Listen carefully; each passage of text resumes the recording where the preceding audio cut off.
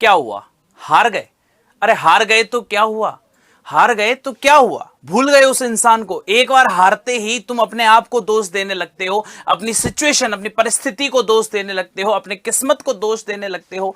भूल गए उस इंसान को जो 10,000 बार हारने के बाद भी फिर खड़ा हुआ, फिर काम पे लगा और आज उसने वह चीज बना के हमें दी जिसको हम आज भी याद करते हैं। नाम था उसका एडिशन। बल्ब बनाया उसने। 10,000 बार हारा। Can you imagine? क्या आप सोच भी सकते हो 10,000 बार हारना किसे कहते हैं? हम 10 बार भी नहीं हारते, हम पहली हार में ही अपने आप को हारा हुआ मान लेते हैं। दोस्तों, अपने आप को हारा हुआ मानना आपकी वाकई में हार होती है।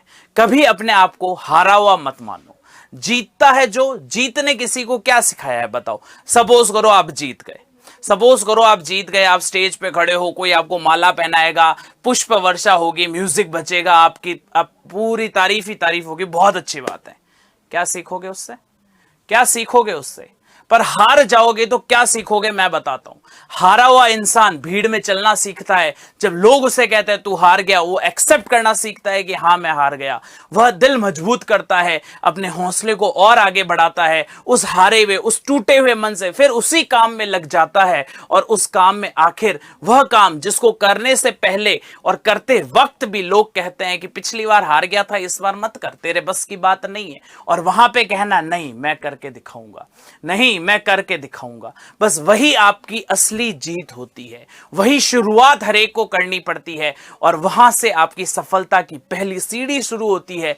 तो हमेशा ध्यान रखना, सफलता की पहली सीढ़ी ही हार है। तो कभी भी सीढ़ियां चढ़ते समय पहली सीढ़ी पे ही बैठ मत जाना। Never give up your dreams, क्योंकि जो सपना है वो आपका है, किसी और का नहीं है। जो आपको कह रहे हैं, जो आपको मना कर रहे हैं, उनका नहीं है।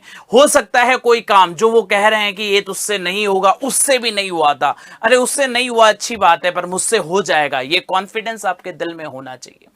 हमेशा ध्यान रखना, जीतता वही है जो हारना जानता है। आजकल मैं देखता हूं, चाहे आप स्टूडेंट हैं, चाहे आप कोई जॉब कर रहे हैं, हम लोग मोस्टली ये देखते हैं कि आपके पास कुछ भी नहीं होता फिर भी आप डरते हो। अरे किस चीज से डरते हो? किस चीज से डर रहे हो? अगर आपके जेब में कोई भी ऐसा सामान नहीं है जिसको गीले होने नहीं होने से फर्क नहीं पड़ता, then just enjoy your life, enjoy that rain.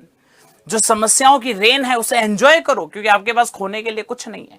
आप जीत सकते हो, आपके पास सब कुछ कमाने के लिए ही है, आपके पास खोने के लिए कुछ भी नहीं है। तो हमेशा इस बात को ध्यान रखना, we are not having anything to lose, then why we should afraid for anything, why we should afraid for anything. तो कभी भी निराश नहीं होना है। तो तू हंस, तू मुस्कुरा, तू रोना बंद कर दे।